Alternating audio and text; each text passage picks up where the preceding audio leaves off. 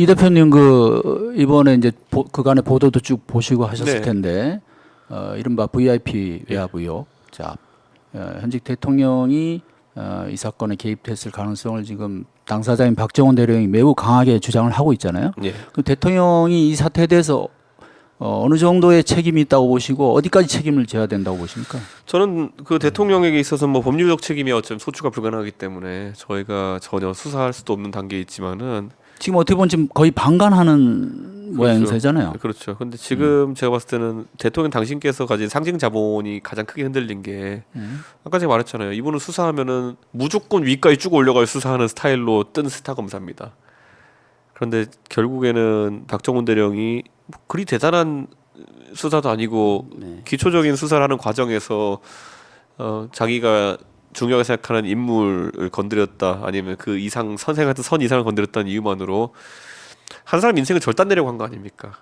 예, 저는 명예롭게 근무한 제복군인의 명예라고 하는 거는 저 따위가 상상도 없을 정도로 클 거라고 생각합니다. 그것은 어떤 계급으로 제대하든지 관계없이 적어도 본인의 병과에서는 가장 엘리트로 올라온 그런 사람에게 단순히 뭐 지도 조치를 하고 이런 것을 넘어서 가지고 그거를 형사적으로 소추하고 그걸 가지고 지금 재판을 한다는 것 자체가 저는 이거는 대통령의 그 사람에 충성하지 않는다.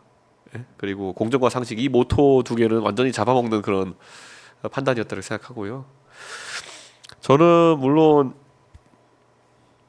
지금 특검이 진행돼 가지고 좀 더 실체적인 진실을 어떻게 더 빨리 규명할 수 있지 모르겠지만은 윤석열 정부 들어가지고 세 가지의 특검이 동시에 굴러간다는 것 자체가 어쩌면 적어도 수사에 있어 가지고는 전문가 또는 그래도 공정과 상식을 구현할 거라고 기대했던 대통령이 가장 취약한 부분이 공정한 수사가 아닌가라는 의심을 사게 만드는 게 아닌가. 지금 당장 보면은 김건희 여사에 대한 특검에 대해서 거부권을 쓸 것이냐 말 것이냐가 세간의 관심인데 저는 박정훈 대령의 특검에 대해서도 과연 거부권을 걸 것이냐.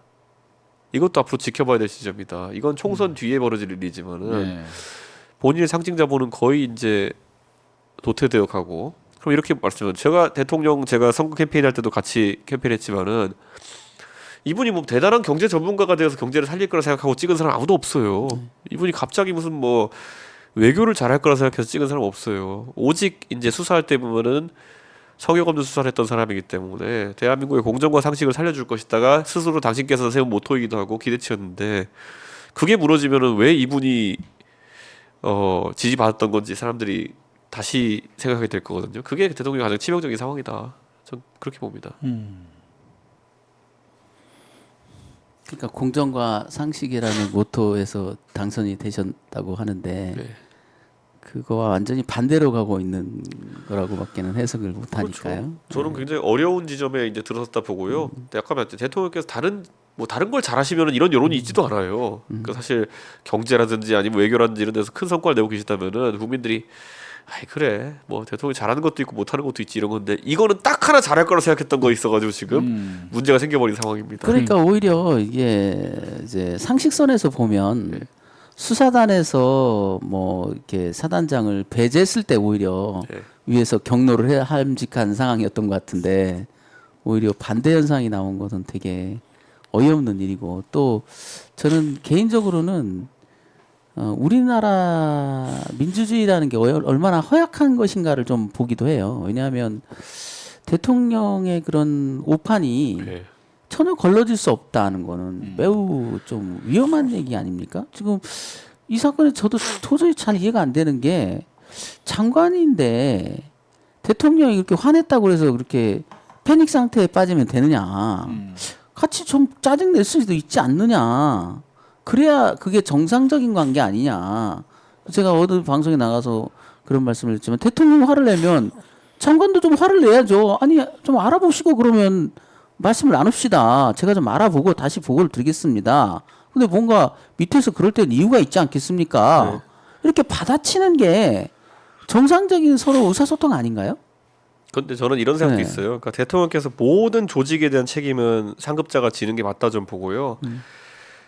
제가 적어도 지금 대통령께서 뭐 국무회의를 어떻게 하시는지 아니면 장관들 어떻게 소통하시는지 본 바가 없으니까 모르지만은 적어도 대통령께서 선거 치를 때 보면은 지금 와서 대통령 당신은 억울하실 수도 있어요. 뭐라고 말씀하셨는지 확인이 안 되기 때문에 나는 그냥 야 이건 뭐 너무한 거 아니야? 뭐 이렇게 사단장 이거 다 잡아놓으면 어떻게 누가 일하려고 하겠어? 이 정도로 얘기했을 수도 있어요. 맞습니다. 근데 뒤집어 말하면은 그걸 어떻게 받아들이냐의 문화는 당신께서 형성하신 거예요. 맞아요. 네. 그게 왜 한 사람에 의해서 문화가 형성될 수 있냐는 거예요. 그게 허상 아니냐는 거죠. 민주주의가 그런 걸 벗어나서 그런 위험으로부터 어느 정도 안전장치가 돼 있어야 민주주의인데 그 문화 자체도 그분이 만든다니까요. 그래서 어떤 기관장이 그런 얘기를 했다는 거예요. 기관장이 바뀌면 기관장의 술버릇이 한 달 내에 그 수희 아저씨까지 간다. 그러니까 이게 문화인 것인지 우리가 가지고 있는 어떤 독특한 문화적 약점인지는 모르지만 왜 서로 그렇게 의사소통이 안 되고 심지어 대통령과 장관 사이에서도 그냥 뭐 그런 화내고 패닉에 빠지고 그러면 전쟁은 또 어떻게 치를 것이며 그게 이제 군대 내에서는 그런 현상이 더 세거든요. 그렇죠. 예. 그 회의에 들어가면 짱 외에는 아무도 말을 못 합니다. 그냥. 그러니까 제가 이걸 제 개인적인 경험 말씀드리면 뭐냐면요. 그 저에 대해서 대통령이 이제 안 좋은 소리를 하고 다니셨을 때 예, 욕도 하고 네, 제가 가장 많이 전해 들었던 건 그것도 뭐 기밀이 지켜진 것도 아니에요. 온 동네에서 하고 다니시니까 제가 들었던 게 뭐냐면 오늘 뭐 이준석이에 대해 가지고 뭐 대통령이 뭐 이러이러한 XX라고 하고 다 들어오거든요. 그런데 그거를 소위 이제 윤핵관이라는 사람들이 듣고 그걸 바탕으로 아 대통령이 이준석이에 대해 가지고 이렇게 생각하는구나 해가지고 그 다음 조치는 자기들이 알아서 또 하는 거예요. 근데 저는 그러면 대통령 아니 나는 그냥 욕만 했는데 애들이 알아가지고 뭐 당신 변명 안 먹혀요. 본인이 그런 분위기를 만들어 놓은 거고 본인이 예를 들어 그런 지적했을 때 나중에 해코지 했기 때문에 이번에 해코지 안 당하려면은 째깍째깍 해야겠구나 이런 분위기가 생길 수도 있고 저는 예전에 대통령께서 본인 무한 책임을 진다는 취지로 그 집무실 테이블에다가 더 벅스탑시어라는 그 바이든 대통령이 선물로 준 판때기를 이제 놓으셨는데 적어도 박대령권에 있어가지고는요 본인이 뭘 잘못했는지도 모르고 계신 것 같아요. 그러니까요. 그게 그래서 이제 들리는 말이 그런 식의 상황은 여러 번 벌어진다고 전달이 되더라고요. 그러니까 수석 보좌관 회의하다가 그 관련 장관한테 전화해서 화내는 건 흔한 일이다. 그래서 아마 전달한 사람들이 군사에 관련돼서 이렇게 화낸 건 처음이다라는 말을 아마 그동안은 이제 국방장관은 속된 말로 안 깼던 모양이죠. 다른 장관들은 많이 깨졌다는 겁니다. 그러니까 그런 걸 보면서 참 그래도 저기 법조인이신데 법조인이 그래도 그 일반 시민과 약간의 차이가 나는 게 그거 아닙니까? 대학에 들어가서 기본권부터 배우거든요. 뭐 국가 권력은 제약해야 되고 위험한 존재다. 법치주의를 해야 된다. 그리고 사람은 믿을 수 없다. 독재를 하면 안 된다. 이걸 뼛속 깊이까지 배운 사람들인데 하는 행동은 완전히 그냥 독재자 아니냐. 그냥 화내고 그 자기 마음대로 하고 자기는 감정 다 그냥 풀어버리고 그거는 좀 아니지 않나. 그러니까 저도 황당한 게 저도 그럼 대통령이랑 뭐 술 마시고 안 해봤겠습니까만 보면은 그러니까 저는 제가 그 사람 평가를 다른 데 옮기지 않아서 그렇지 다른 사람 평가할 때 보면 저도 섬찟해요. 이거 아이고 술 먹었으니까 이런 말씀 하시겠지 아니면 편하게 말씀하시니까 이렇게 하겠지 하면서도 야 이걸 다른 사람이 들으면 굉장히 기분이 안 좋고 또는 이걸 그냥 액면가대로 평가하시면은 대통령이 이 사람을 싫어한다는 의미로 받아들일 수 있는 건데 그 다음날 아침에 보면 그 사람 옆에 데리고 생글생글 웃으면서 일하고 이런 걸 보면은 그 낮에 문화와 밤의 문화가 다르면은 이게 어떻게 여기서 사람들이 적응해야 되겠느냐. 저야 뭐 당대표니까 가끔가다 한번 보는 사이로 있었지만은 같은 사무실 안에서 일하는 사람들 입장에서는 굉장히 난감하겠다. 그 밤의 문화가 있다는 게 군사 독재 때나 있었던 문화 아닙니까? 그러니까 이런 게 뭐냐면 사람에 대한 평가나 이런 것들도 낮에 하는 평가와 밤에 하는 평가가 다르고 사람 앞에서 하는 평가와 뒤에서 하는 평가가 다르고 이렇게 되면은 이 조직이 병드는 거는 당연한 거거든요. 제가 뭐 검찰총장까지 오르셨던 분에 대해서 조직 관리를 논하는 게 제일 우습지만은 적어도 정당이나 국가가 이렇게 운영되면 안 되는다는 생각은 굉장히 많이 드는 것 같아요. 그러니까요. 정당도 있고 정부도 있고 한데 한 분의 성향과 그분의 가치관에 의해서 다 리셋되는 거예요. 웃기지 않습니까? 그 우리가 많은 대통령을 그 앞에 대통령들도 겪었고 그 중에는 문약했던 분들도 있었고 포악했던 분들도 있었고 많았습니다. 근데 그 자산도 다 어디로 가고 이분의 개인의 성향에 따라서 또 새롭게 만들어진 문화가 있다. 과거에 우리가 경험하지 못했던 문화가 또 생겨나고 그게 그래서 뭐 제가 주제넘게 거기에 손댈 것은 아니지만 대통령의 인사권부터 손을 봐야 돼요. 너무 많은 인사권을 갖고 있는 거 아니냐. 누구 말대로 저기 그 각국 주재 대사까지 바꾸려면 2년이 걸린답니다. 한 사람에게 그렇게 많은 인사권이 독점될 필요가 있느냐. 그래서 다들 그 눈치를 봐야 되고 선거에서 이기면 그 역관제처럼 그 열매를 다 그렇죠. 그 얻어가려고 뭐 득달같이 다 덤비고 이건 시스템이 아니지 않습니까? 그래서 대통령이 화내면 저 사람 찍으면 그 엄연히 법이 존재하는데 재판을 통해서 범죄를 밝히는데 상관없이 그냥 오도돌로 떨어야 되잖아요. 그래 찍힌 사람은 이게 조선조에도 이러지 않았어요. 조선의 왕들이 이런 식의 독재 권력을 행사한 사람은 많지 않습니다. 그러면 너무나 허약하다는 얘기예요. 그런 시스템 자체가. 저는 그리고 여기에 대해서 어떤 사람이 조언을 할 때도 전혀 이제 언로가 막혔다라는 확신이 들었는 게 저 옛날에 보면 대통령 갈등 있을 때 보면 뭐 이런 거 선거운동 하시는데 대통령이 좀 지하철도 후보가 그 당시 지하철도 타고 좀 이렇게 사람들과 가까이 하는 운동을 했으면 좋겠다 해가지고 제가 권영세 그 당시 사무총장이었나 한테 전달 좀 하라고 했더니만은 알았습니다 하고 나는데 이틀이 돼도 아무 소식이 없고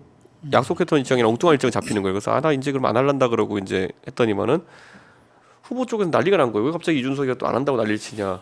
그래서 내가 아니 내 말 무시하니까 나는 이제 안 할 테니까 니네 마음대로 해라 그랬더니만은 네가 무슨 말을 했는데 이러는 거예요.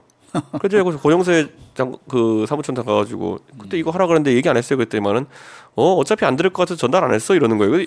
이게 당 대표가 하는 말도 그렇게 취사 선택해서 전달하는 문고리가 생기고 이러면은 이거는 이미 그때부터 심각했네요. 그러니까 저는 그러면 지금 예를 들어서 아까 그런 박정호 대령 건 같은 것도 어떤 보고가 올라갔을에 따라서 반응이 예측될 때 자체 필터링하거나 이런 사람들이 생겼을 거라는 거죠. 심기 경호를 하고 이건 말해봤자 그 자기들만 깨지니까 얘기하지 말자부터 시작해서 그게 막 그 심기 경호라는 게 저기 박근혜 대통령의 탄핵을 또 불러일으켰고 네, 저는 크게 보면은 이제 저기 뭐 12.6 전에 벌어졌던 일들도 그런 일 아닙니까? 그게 가리고 그때 뭐 사실인지 모르지만 대통령께서 뭐 헬기 타고 이렇게 순찰하면 초과 지분 그 가리고 뭐 다 지분 계량 됐다고 하고 그러니까 그런 어떤 사람들이 횡행하고 이런 것들은 지도자가 현명하기를 바라기만 해서는 안 되는 거 아니냐. 왜냐하면 늘 지도자는 다양한 성향을 가진 사람들이 계속 교체되는데 그래서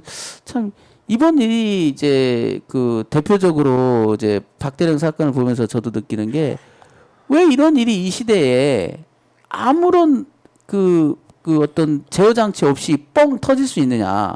너무나 웃기는 얘기 아니에요. 이게 단지 이 영역에는 국민들 눈에 띄어서 그런 거지 다른 섹터에서도 이와 비슷한 일들은 수도 없이 벌어지고 있을 거라고요. 저는 근데 이렇게 생각해요. 대통령께서 지금까지 뭐 정치하시면서 뭐 박정원 대령 것만 하더라도요. 초반에 야 얘 항명수계로 잡아넣어라 뭐 이런 분위기가 형성됐어도 가면 갈수록 이게 뭐 죄가 안 된다는 것도 알 테고 그랬을 때 그걸 되짚어서 바로잡을 용기가 있는 게 그나마 데미지 컨트롤이 되는 거거든요. 저는 이거 제가 봤을 땐 박대령 개인에게 굉장히 불행한 일이고 자신의 명예로운 복무가 더럽혀졌으니까 짜증난 일인데요. 거꾸로 정권 차원에서도 그러면 득이 없어요. 그리고 이거는 재판 결과에 따라 가지고는요. 그냥 무고한 군인 하나 인생 절단 내려고 했던 시도로 그냥 되는 겁니다. 저는 이거는 정치적으로 파급 효과가 클 수밖에 없어요. 그러니까 제복 군인의 명예를 더럽힌 죄라는 건요. 적어도 보수 진영에선 용납이 안 돼요. 그거는. 그러니까 이게 그 뭔가 순화된 정권이라면 권력이라면 한 번의 실수를 교정하는 절차가 있어야 되잖아요. 늘 잘할 수는 없지 않습니까? 실수는 있을 수 있죠. 그 실수를 교정하는 절차가 전혀 없다. 알아보려고 하지도 않고 뭐 해결책도 제시해 보려고 하지 않고 그러면 정치가 부재인 거 아닙니까? 큰 문제가 꼬여 있다면 그 문제를 나름대로 해결해 보려고 하는 그런 작동들이 있어야 그게 정치가 존재하는 건데 박대령 사건을 보면 존재하지 않죠. 용산은 거기에 있으나 대통령의 어떤 권위나 존재 이유는 없는 거예요. 그러면 이제 와서는 이제 나 손 못 대. 그때는 손 대면 안 되는데 손을 댔다고 한다면 이제는 또 다시 또 이제는 또 손 못 대는 겁니까? 이것도 참 웃기는 얘기죠. 저는 용기가 지금 필요하다고 보고 대통령한테는요. 왜냐하면 이거 사건이 만약에 1심 결과가 저는 당연히 무죄를 확신합니다만은 무죄로 나오게 되는 순간 저는 이거는 이렇게 표현하기 싫지만은 정말 특검과 맞물려 가지고 정권의 큰 실책으로 기록될 겁니다. 저는 예. 지금이라도 저는 공소를 취소해야 된다는 입장이고요. 그래서 제가 네. 공소가 제기되고 나서 아무도 몰래 국방장관한테 보냈어요. 네, 네. 공소 취소하라고. 네. 시니컬하게 답변이 온 게 뭔지 아십니까? 재판 회부됐으니 거기서 알아서 하겠죠. 예요. 저는 이거 심각하게 이런 거잖아요. 우리가 대통령께서 가장 지금 잘못하신 게 뭐냐면요. 이상한 데다 기싸움을 벌여요. 네, 맞아요. 예. 예전에 이준석이 쫓아낸다고 이상한 데 기싸움 벌이고 가처분 가고 이렇게 하면서 정권 동력 다 말아먹었죠. 그 다음에 또 남들은 다 아니라고 하는데 강서 보궐선거에 혼자 배팅 세게 해가지고 홀라당은 다 지금 정치적 자산 다 태워버렸죠. 그 엑스포 관련해 가지고 이번에 사우디가 갖고 있는 포지션 때문에 어렵다는 보고 다 들어갔을 텐데 어디서 뭘 들었는지 이건 꼭 승부 봐야 된다 해서 꼭 승부 봐가지고 폭탄 터뜨렸죠.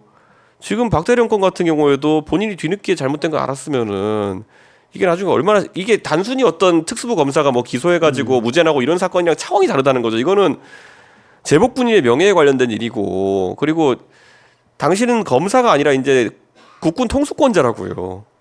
국군 통수권자가 제복군인의 명예를 더럽힌 일에 대해 가지고 이걸 바로잡지 못하면요 군에서 누가 국가를 신뢰하고 성실한 복무를 하겠습니까? 그러니까 아마 이제 통수권자 말씀을 하셨는데 우리 같이 지금 사실 안보가 중시되는 네. 나라에서 북한하고의 어떤 그런 대결 뭐 이런 거기 위협 이런 것도 거기에 대처하는 것도 중요하지만 지금 해병대 사건이 이제 중요한 게 내부로부터 무너질 수 있는 군의 기관과 사기가 그죠? 이 점에서 저는 상당히 이번 사건이 큰 의미를 갖는다고 아니 이게 보여집니다. 예를 들어서 지금 우리가 민사작전 중에 발생한 사고니까 좀 그래도 평정심을 갖고 보고 있지만은 만약에 전시나 준전지 상황에서 어떤 허위 보고 또는 사건 은폐 축소 이런 일 때문에 어떤 문제가 발생하고 대통령이 그 중에서 직접 개입해가지고 어떤 문제를 일으켰다 그러면요 전쟁 수행이 불가능할 정도의 군심의 동요가 있을 수 있는 일입니다. 그거는 예를 들어서 어떤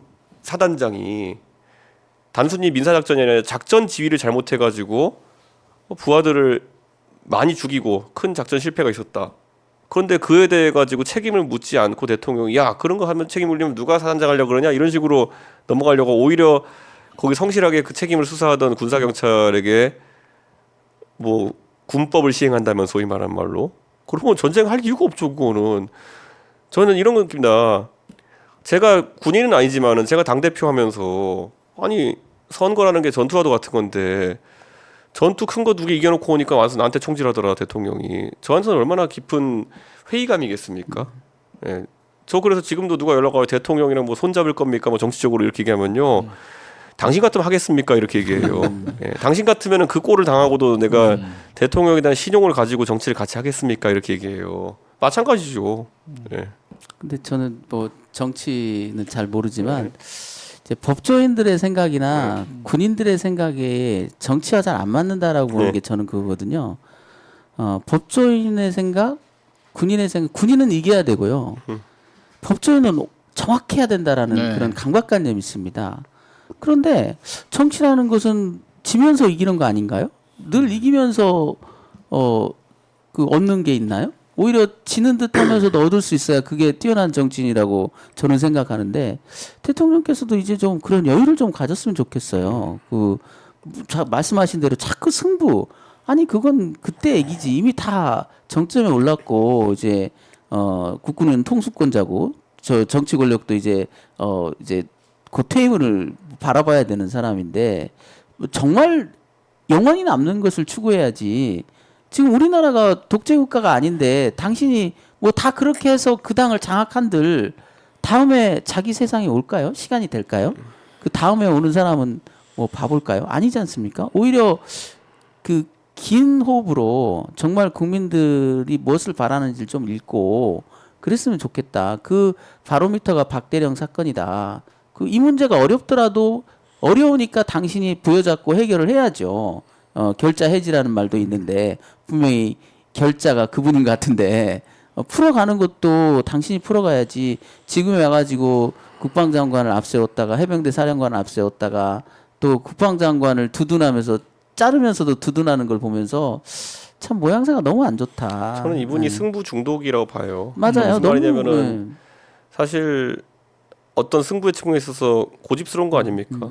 그 예전에 사법고시 보실 때부터 끝까지 여기 승부를 보겠어 해가지고 9번 보시고 결국 결과가 좋아가지고 지금 여기까지 오신 거고 그리고 그 다음에 또 이제 정치하기 아니라 검사하시면서도 검사. 네. 결국에는 아주 뭐 관심이 부여되는 사건에서 권력에도 맞서는 승부를 보면서 성장하셨고 급기야는 검찰총장이 돼서도 임명해준 정권을 사실상 무너뜨리는데 한번 승부를 보셨고 그러다 보니까 무주공산이 된 보수당에 들어오셔가지고 대통령이 되는 승부까지 보셔야 되고 그러니까 저는 하이리스크 하이리턴에 대해 가지고 굉장히 좋은 기억들이 많으셨기 때문에 지금 매사 승부가 아니냐. 지금도 저는 이렇게 생각하거든요. 지금도 우리가 생각하는 저희같이 박정원 대령이 무죄를 확신한 것과 다르게 야 지금 뭐 나 욕먹는 거 박정원이 유죄 받으면 다 끝나. 뭐 그런 마인드가 아닐까요? 그게 아닌 이상 저는 이 승부를 지속하는 이유를 모르겠거든요. 그러니까요. 그래서 어떻게든 뭐 탈다 보면 하나라도 나오겠지 뭐 이런 거. 저는 처음에 또 대통령에 대해서 우리 주변에서는 네. 제 고향도 거기였고 그래서 굉장히 많은 비판들이 있었습니다. 근데 저는 일단 당선이 되시고 나서는 저는 그렇게 얘기를 했어요. 주변에. 아니 그래도 S대를 나오신 분 아니냐. 고시도 붙었지 않느냐. 검사도 오랫동안 해왔고 그렇게 폄하할 일은 아니지 않나. 한번 지켜보자. 나는 찍지 않았지만 지지하진 않았지만 그래도 그때 제가 그런 주변 사람들한테 그런 얘기를 했어요.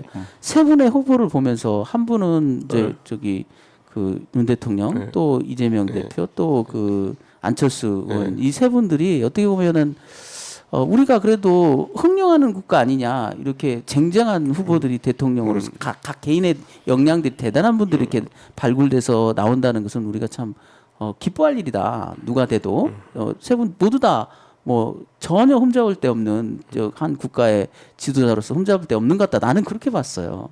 근데 이제 막상 되시고 나서 보여주는 모습은 너무 다른 모습이어서 좀 실망도 했고 왜 저런 현상이 나오나 뭐 도저히 이해가 안 되는 지금 이 사건도 그렇지 않습니까?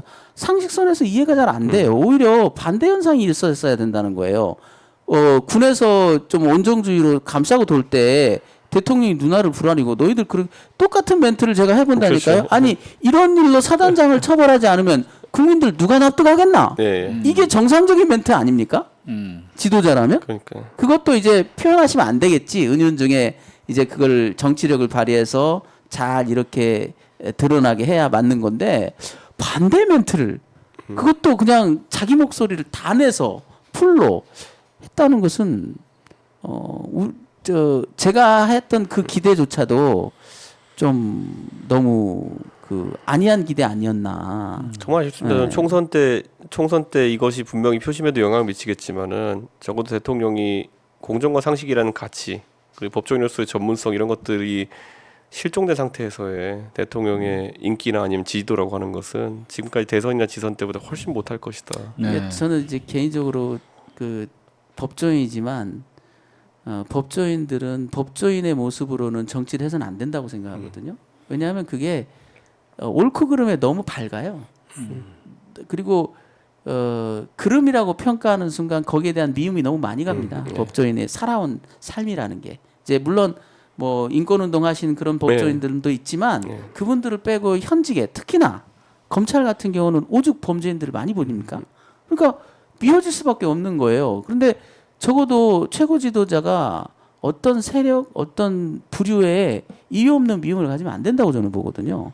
따뜻한 눈으로 다 바라봐야 되고 설사 그 세력이 어떤 문제점이 있다 하더라도 그걸 원초적 미움으로 그걸 바라보면 안 되죠.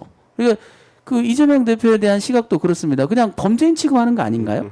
그건 잘못된 거죠. 왜냐하면 그분을 정치적 지도자로 밀어주고 있는 국민들이 있는데 그 국민의 대표성이라는 게 있는데 내가 가지고 있는 나만의 그 현안으로 해안으로 딱 보니까 범죄자야. 그건 아니죠. 지도자로서 대하고 지도자로서 같은 일을 하는 동료 의식을 가지고 서로 존중하고 네. 일을 같이 해나가야죠. 본인이 군통수권자라는 생각을 좀 하셨으면 좋겠어요. 네. 그래서 군통수권자라는 말이고 그리고 또 항명이라는 말을 썼으면은 제3자적인 관점에 볼 게 아니라 내가 사실상 통수권자인데 왜 항명이 일어나지? 그러면 내가 하는 일들이 잘못됐다는 건 아닌가라는 생각을 해봤어야 되는데 두렵겠죠. 그러니까 무오류주의에 이제 경도된 사람들 같은 경우에는 여기서 내가 내가 잘못됐을 가능성을 인정하는 순간 권위가 실추된다고 생각할 테니까요. 그래서 저는 바로 잡지 않으면은 사실 정치적으로 심판받을 것이다. 네. 그런 생각합니다. 자,